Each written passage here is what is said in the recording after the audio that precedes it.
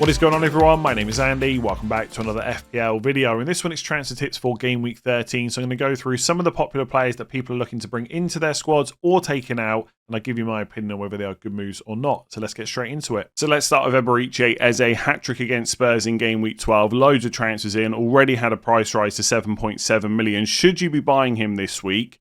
No, in my opinion. I have a feeling the boat has been missed, and even if it hasn't, it's Chelsea away. So there's no need to rush into buying a player like EZE. You can give it at least one more game week before making that decision. Like, Chelsea away is not an easy fixture. And I know Arsenal have just beaten Spurs 4-1, and now there's chat about having one or two Arsenal players on free hit. But ultimately, Spurs at home is a much better game than Chelsea away. And I know there was lots of chat pre-deadline about Spurs away record, etc. Away records are great until you play the best team in the league. Now, can Arsenal go to Chelsea and win? Of course they can. They're that good. But it's not going to be as easy. But I would not be rushing into Arsenal players this week. If you're on wildcard and you want them long term, then obviously it's a different discussion. But if we're talking about using a transfer this week to bring EZE in, I just wouldn't do it. And the reason that I think the boat has been missed, basically the time to buy him was when we found out that Odegaard was going to be injured for weeks and probably wouldn't be back until after the international break. And I think I said at the time, don't quote me on this, something like, even if Odegaard's back after the break, they don't need to rush him because they've got EZE, so he might even play the Spurs game as well, which he has. Now, Odegaard wasn't in the squad, so the chances are EZE will play against Chelsea away, but we're getting closer and closer to Odegaard returning, and when that happens, Eze's minutes just won't be as good. And you can turn around and say, he scored a hat-trick, why would Arteta take him out of the team? Because they have a lot of quality players. Odegaard's not just going to sit on the bench. And even when Odegaard comes back in, could EZE move to the left? Of course, but Trossard's also playing really well there. They've got Martinelli. There's a lot of competition for places in that front line. The only player that I would expect to start every single week is Saka, really. Declan Rice as well, but if we're talking about like the front three, number 10 spot, I think Saka's about it. And even then there's Madueke. So at some point Madueke will probably get a game. I just think it will likely be in a different competition to the Premier League. So Eze's fine as long as Odegaard's out. But you need an update about that before you jump in.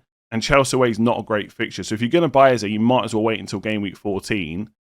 But if we've got a positive Odegaard update, I just wouldn't do it. I just don't believe that the minutes will be good enough. When he does start, the minutes are great. But I think those starts are in jeopardy. And I might be wrong about that. Maybe if he doesn't play in that Odegaard role, he just plays off the left and starts every single game. But I find it quite hard to believe. So that's why I think the boat has been missed. At the time to buy him was when Odegaard got injured. And also, we've got to be careful with really reactionary decisions, because it wasn't that long ago people were looking to sell EZE because he hadn't done that well over the last couple of game weeks. And now all of a sudden people are piling back into him when his minutes might be about to take a dip. So not one for me. Like Arsenal, could they beat Chelsea? Of course. But I wouldn't expect it to be another 4-1. Like, Chelsea are better than that. So delay it a week and then make a decision. But a positive Odegaard update would really put me off him. So let's talk about Brentford attackers. Thiago, Schade and O.Dango. They've got Burnley at home, Leeds at home, Wolves away and Bournemouth at home in the next 6 game weeks. Although it is worth saying, after Burnley this week, it's Arsenal away, which is the toughest game you're going to have all season. And that's followed by Spurs away, which is not awful. Like, if you had a Brentford attacker for that game, you'd probably play them. But you wouldn't go out of your way to target that. So after Burnley, it's 2 trickier fixtures before you get to the good ones in game week 16 onwards again. I would say basically all 3 of these players are worth looking at for free hit 13. But if we're talking about using a transfer to bring them in, I think the only one I would go for this week is Thiago. With Utara, he is looking pretty good for starts right now, but the minutes are not quite there every game. He is susceptible to early subs. And I think at this point it is a big if because of how Brentford are playing, how well they're playing, if they go to a back 3 and they play 2 up front, from what we've seen so far, it's Schade and Thiago. So Utara's minutes are not quite there. It's Arsenal away in 14 and he's going to African Cup of Nations. So the best hope is you get Burnley, followed by Arsenal away, rubbish, Spurs away, not great, then Leeds at home, then he's gone. And the minutes are not quite as good as the other 2. So I like him because he's 6 million, and there is a chance I will take a 1-week punt on him in game week 16. That's one of the transfers I've looked at. But as a long-term option, he's not really great, I don't think. Like if you're buying someone this week around that 6 million price, I would just go for Minteh instead. Schade I would also ignore because he's on 4 yellow cards. Now, we have to keep reminding ourselves we are in a situation where we can get all our transfers used by game week 15 because we're going to get topped up to 5 in game week 16. So if you're sat there with nothing else to do, you want to go for Schade 1 week punt to then sell him again, that's fine. But if we're talking longer term, he is on 4 yellow cards. Now, we know he's going to play the Burnley game because he's not suspended and his minutes are really good. But imagine a situation where he plays Burnley, Arsenal away is rubbish, and then he gets the yellow card against Spurs away and then misses Leeds at home. That would be a bit of a nightmare, right? Burnley at home, great, but then Arsenal away, Spurs away, suspended. Like, it could happen. So I think for me, Schade is one I would come back to in game week 16 and hope that he served the suspension at that point. And if he hasn't, maybe you bring him in for 16, then get rid of him in 17, or if he's not suspended for 17, keep him for the Wolves game, etc., and play it by ear when you've got 5 free transfers. Right now, it feels a little bit too short-term thinking. So all these players are great for Burnley at home, but because of the minutes in African Cup of Nations, I'd probably ignore Utara as a long-term move. And the yellow card followed by Arsenal away would probably put me off Schade. Thiago's a little bit different because he's just such a good value option. There are not that many good forwards right now. Like even Minteh, who a few weeks ago we were talking about this great option that we're just going to leave in our teams. I've already seen people getting cold feet with him and selling him to Thiago. So Haaland's great. Thiago's good. Minteh might still be good. After that, the options, there's not so many. So Thiago's always going to be a good value player because his minutes are great. He's on penalties and he's only 6.5 million. And if he keeps, like if he does well against Burnley, that price is going to go up even though he's playing Arsenal, most likely, because of how many points he scored. Just on the penalty situation, by the way, I guess there is some small concerns about whether he will lose them because he missed the last one. Like, could they go back to Schade? I don't think that will happen. He has scored 3 already this season, only missed 1. So I suspect he will keep them. I don't really have too many concerns about that. And he is a good long-term pick because of the later fixtures. Like, if you had to play a penalty taker against Arsenal away, it's not ideal. I think in most cases, people should probably bench Thiago in game week 14. But if you had to play him, you don't care because of the penalties. And then Spurs away, Leeds at home, Wolves away, Bournemouth at home is good. So, free hit, I like them all. Transfer in, probably Thiago, the only one I would go for. Same on wildcard, unless you've got a bunch of moves already saved up, in which case you can make short-term punts, which is fine. Course. Let's talk about Semenyo next. Lots of people selling him ahead of game week 13 after he missed out against West Ham. According to Iriola after the game, he was ill and so they couldn't properly assess the ankle problem. So I'm not sure if he missed out because of the ankle problem, the illness, or just basically a bit of both. But before the game in the press conference, he said that he had this issue before the Villa game. And then he went and played 90 minutes in the Villa game. So it doesn't seem like a long-term issue. And it's basically one of those that if Semenyo feels fine, then he's able to play. And if there's too much pain, then he won't. So I suspect that he'll be fine for game week 13. And because of that, I'd be really cautious about selling him too early because he's fine for Sunderland away. He's fine for Everton at home. Chelsea at home in 15, not quite so good. But honestly, after last night's display, Man United away in 16 doesn't look so terrible. And then Burnley at home in 17. And you know when he's fit and available, he will always play basically 90 minutes.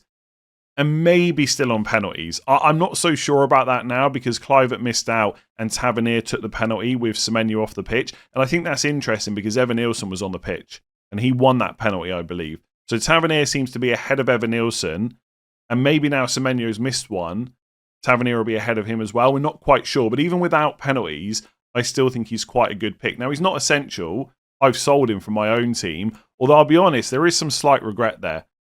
Because I think I went too early on getting rid of Semenyo. And after watching Man United last night, like Bournemouth will come to Old Trafford and cause Man United problems. I think Man United going forward, despite not scoring against Everton last night, are actually okay. But defensively, their numbers are all over the place. I think they're bottom 5 for expected goals conceded this season. So actually, Sunderland away, whose defensive numbers have started to slip a little bit over the last couple of games. Man United away, Everton at home, Burnley at home, 4 of the next 5. That looks okay. And he's absolutely nailed. Now, obviously, if you get to game week 13, Iriola says he's ruled out. Maybe you look to sell because then he's missing Sunderland and you've got Chelsea in 15. Suddenly, 2 of the next 3 don't look so good. But if he's fine, I would really be looking to hold him. And on free hit, I might even go for him It's definitely something I've considered. So let's wait for more news, but certainly don't make any rash decisions here. If he's available, he's good. So Harvey Barnes scored 2 goals against Man City for a 15-pointer. That followed the 9-pointer from the game week before. Don't buy him. Simple as that. He's a really good player that gets lots of chances when he plays, but he doesn't play enough. And the only reason he started the last 2 game weeks is because Anthony Gordon has been injured. And according to Eddie Howe, Anthony Gordon has travelled with the Newcastle squad for their Champions League game midweek. Now, obviously, we can wait and see what happens in that game, how many minutes Gordon gets, etc. Does he come through without any injuries? But it must mean that he's close. And if he's available for game week 13 or 14, all of a sudden that puts Barnes' starts in jeopardy, even though he's done really well over the last couple of games. When Gordon is fit, we know that he's first choice left winger. Now, it might be that Barnes has played so well that Eddie Howe thinks, well, I'll just play him on the right. But then you've got Alanga and Murphy that can also play that side as well. There's just too much competition to go for Barnes, in my opinion. You look at the minutes for the last 2 games, 84 against City, and then 76 against Brentford. Before that, 25, 29, 20, 21, 28. He just does not get enough starts when everyone is fit and available. So he's one of those players, like, if we get to game week 15, you know Barnes is going to start against Burnley at home.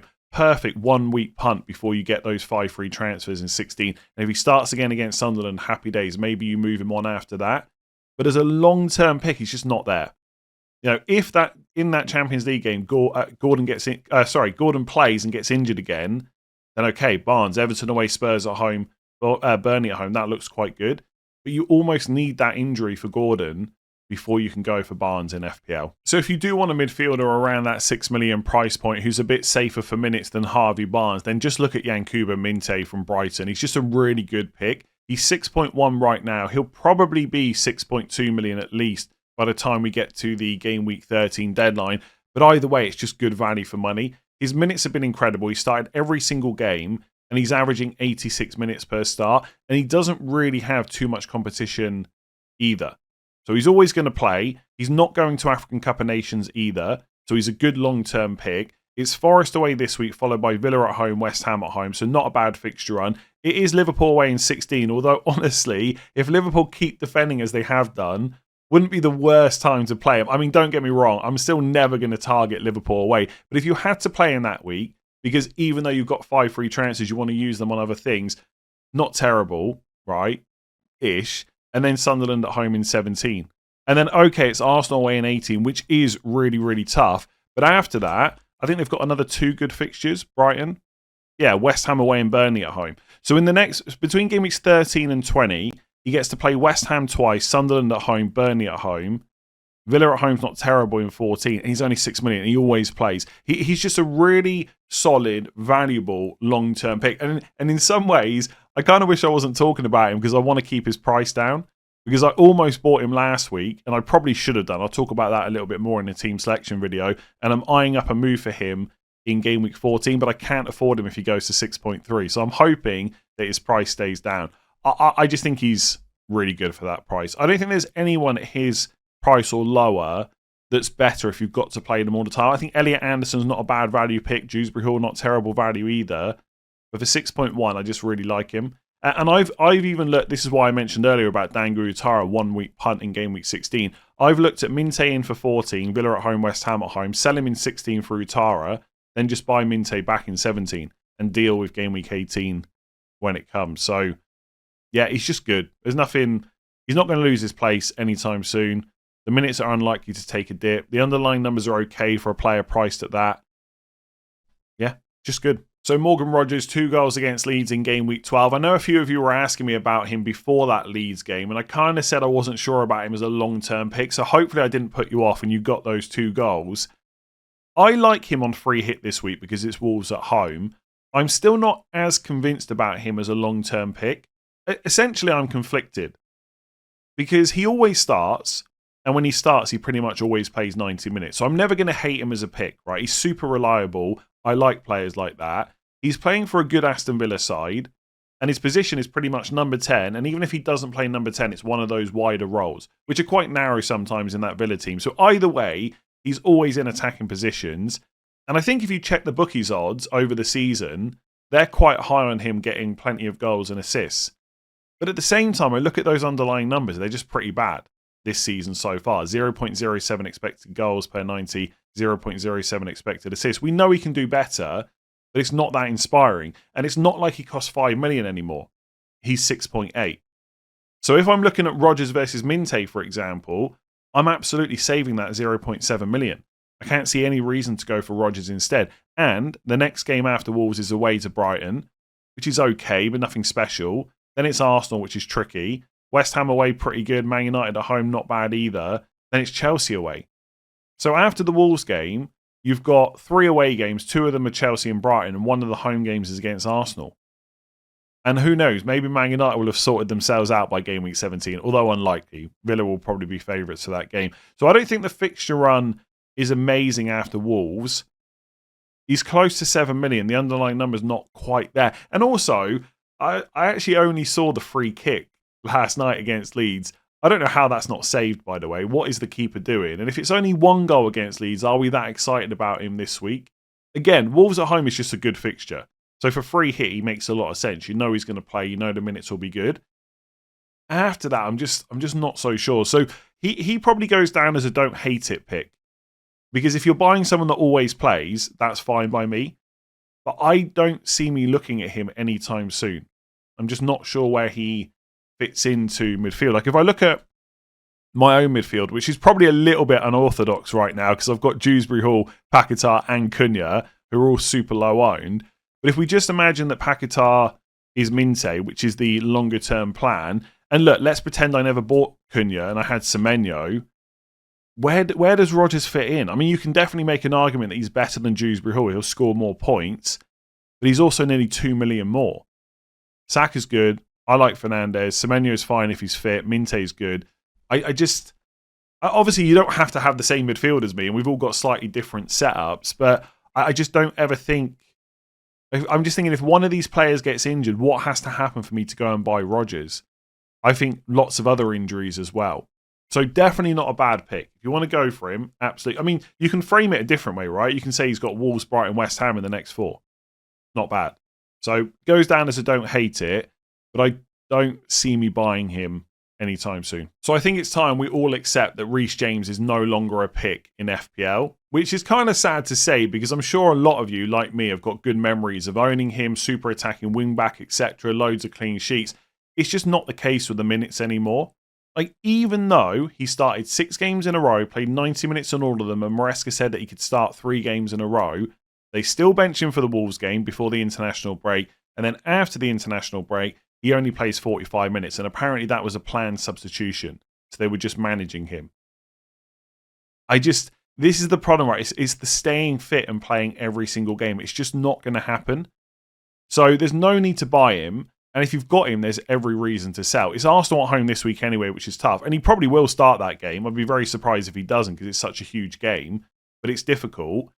And then it's Leeds away, which is fine. But then it's Bournemouth away, which is a bit tougher. It's Newcastle away in 17. The fixtures are kind of not there.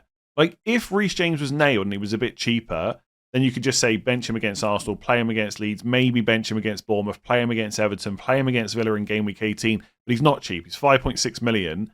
And you can't rely on him starting all these games over the next 6 game weeks. So definitely one not to buy. And at some point, if you're an owner, it's just time to sell. Speaking of players that people might want to sell, let me present to you Virgil van Dijk. This is a player, and I feel like we've got to keep reminding ourselves of this, maybe as a bit of copium. This is a player that's got West Ham away, Sunderland at home, Leeds away, Brighton at home, and Wolves at home, all to come in the next 6 game weeks. And after that Wolves at home game in 18, it's Leeds at home in 19. So the fixture on is just incredible. And yet, more people have sold him this week than have brought him. And you know what? I completely get it. Because for 6 million, the returns have just not been there. Like Forest at home, all credit to Nottingham Forest, of course. But it's not good enough from Liverpool to concede 3 at home to basically anyone, let alone Forest. He blanks against City in game week 11. You can forgive him for that, right? It's not an easy fixture. And I still stand by the fact he should have had that goal. I don't think that should have been ruled out. I think it's nonsense, but I won't get into that discussion again. Before that, 5-3-3-1-2-4. It's just not good enough for 6 million. And yet, I still look at that fixture run and think, surely maybe naively, but surely returns are coming. Like, put it this way, if Burnley had that fixture run, I might be looking at it thinking, okay, I don't want to play a Burnley defender too much, but maybe this is a situation where I downgrade a defender and get a Stev to pump money elsewhere, because if I have to play a Burnley defender in some of these fixtures, it wouldn't be the end of the world. Like, that's how good the fixture run is. I mean, you could maybe frame it a different way. The West Ham Leeds games are both away. They also have to play Spurs away in the next 5. So maybe it's not as good as it looks, but I still think overall from now until 19, that's the kind of fixture on where you get a player in and just hold them for it. But he's kind of broken me at this point. I don't know what to say. If you're a non-owner and you just want to go for an Arsenal defender or Munoz, or you want to spend less money on someone else, fair enough, right? Van Dijk is far from essential. That's pretty clear. If you're an owner, though, I feel like you've just got to accept you're holding on to him for quite a while, unless you're desperate for the money. Now we are, and I'm going to have to keep saying this over the next couple of game weeks, we are coming into a period of FPL where we do have more incentive to use our transfers. So maybe if you have a squad with no other issues and you just want to downgrade Van Dijk to put money elsewhere, fair enough. But even in that situation, I still can't believe that Van Dijk should be a priority sell for most people. I still think this fixture, like, there's surely a goal coming, and it'll probably be this week when I free hit him out. There's surely clean sheets against Sunderland at home, Wolves at home, etc. He's going to play all these games over a heavily congested fixture period. I still sort of naively believe he's a good pick, but if you don't want to buy him, that's fine. I just think for owners, it's tricky to let go of him, basically. I also have this feeling that he's one of those players that if you're not sure about him, you just shouldn't buy him. I sometimes say this, and maybe it's just because I do it for YouTube, so I just see a lot of comments, especially about players that are in my team. But I feel like players like Fernandes, for example, hate to bring him up, but I will anyway, people scrutinise him a lot more than other picks every time he blanks. I feel like that's happening with Van Dijk right now. Obviously, he's been rubbish, so it's right to kind of criticise him and make the point that he's not good value. But every time it doesn't quite go his way, he's going to get a bit more scrutinised than normal. And so if you're that kind of FPL manager, I just wouldn't buy him. I think he's just going to frustrate you. Like, if you buy him now and he blanks against West Ham, straight away you're going to think, I just want to get rid of him. So I, maybe stupidly, naively, whatever you want to say, still don't think he's the worst player to bring in. But I must be honest, if you were bringing someone in 14 onwards and you didn't have 3 Arsenal, I would definitely go for an Arsenal defender instead, especially if you don't have Timber. And obviously Munoz, I think Munoz is now the second highest scoring defender in the game, behind Gabriel, who obviously we can't buy right now. Let me just go to total points just to check that. Yeah, 74. Timber's on 72. I mean, it's worth saying, right, as good as Munoz is doing, there's actually like some cheaper players not that far away from him, Gay, Lacroix, Keane, etc. But Munoz is just great. And he's fun as well to own. I'm a little bit gutted that I don't have him. Anyway, that's a bit of a ramble. Yeah, if you don't want to buy him, fine. If you've got him, I would think really hard before selling him, basically. You've got to be in a luxury position where there's nothing else to do. He's gonna. I keep looking at those fixtures. The returns are going to come. At some point, they have to. Surely. So just quickly on Munoz, because I know he's going to be really popular this week. Just got a 14-pointer, second highest scoring defender in the game, like I've just mentioned. Less than 6 million. Man United at home looks like a great fixture this week. Then it's Burnley away in 14. He is on 4 yellow cards. Now, I absolutely hate this part of FPL. Every single season, we get to the point where players we want to buy are on 4 yellows. There's always that conversation, do you do it or do you not do it? And there's loads of examples in the past of us ignoring players on 4 yellows who don't get that 5th yellow for a long time and they score loads of points in the process. But there have been times where the opposite's happened. The example that springs to mind is like maybe 2 or 3 seasons ago. I think James Maddison was doing really well. He was on 4 yellow cards. He had a good fixture on. People brought him in. He got the 5th yellow straight away and then missed another game. And it's annoying when that happens. Should it be enough to put you off buying Munoz? Maybe not. And I say that because he's not someone you're ever probably going to want to sell. I feel like he's the kind of player, once he's in, you just keep him. And if he picks up that yellow card at any point, you just bench him, then you just play him in the next game. There's not going to really be any fixture where you don't want to have him in your team for. Like, it will be... The only reason I bring it up, really, is because it will be super annoying if he gets it this week. Like, imagine if he gets it against Man United, then misses the Burnley game.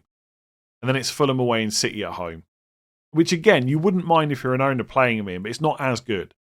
Like, if I told you right now, Munoz was going to play Man United, miss a game, then play Fulham City, would you be as excited? If the answer is yes, go and buy him. If the answer is no, maybe just consider dodging him this week, hoping that he doesn't get the yellow card, then picking him up against Burnley. Again, Man United at home, not a terrible fixture for Munoz by any stretch. So if you want to bring him in, you should. I just thought I'd mention that he's on 4 yellows. But again, it's like broken record alert at this point. Lots of transfers to use soon. So let's say he gets the yellow card against Fulham in 15. You might even be in a position where you sell him in 16 to buy him back in 17. He's just a good pick when he plays. And it's hard to see the points he's scoring at the moment coming down a lot. I mean, obviously a 14-pointer skews your total quite a bit, but he's going to be fairly consistent because even when he doesn't pick up clean sheets, he's going to get the attacker returns. He's already on 2 goals, 3 assists this season. Like 5 attacking returns in the first 12 game weeks.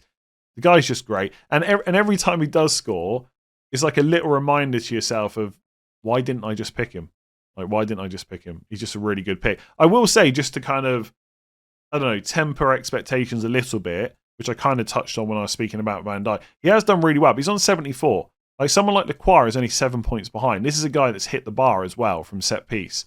So he's come close to scoring. Had that goal gone in, he'd almost be the same as Munoz, but for 0.9 million less. So I don't agree with people that are now saying Munoz is essential, but I think he is still a solid pick despite the fact he's on 4 yellow cards. Anyway, let me know what you think about all the players I've mentioned in this video in the comments below. If you've enjoyed it, make sure to give it a like and hit that subscribe button, and I'll be back tomorrow with a game week preview.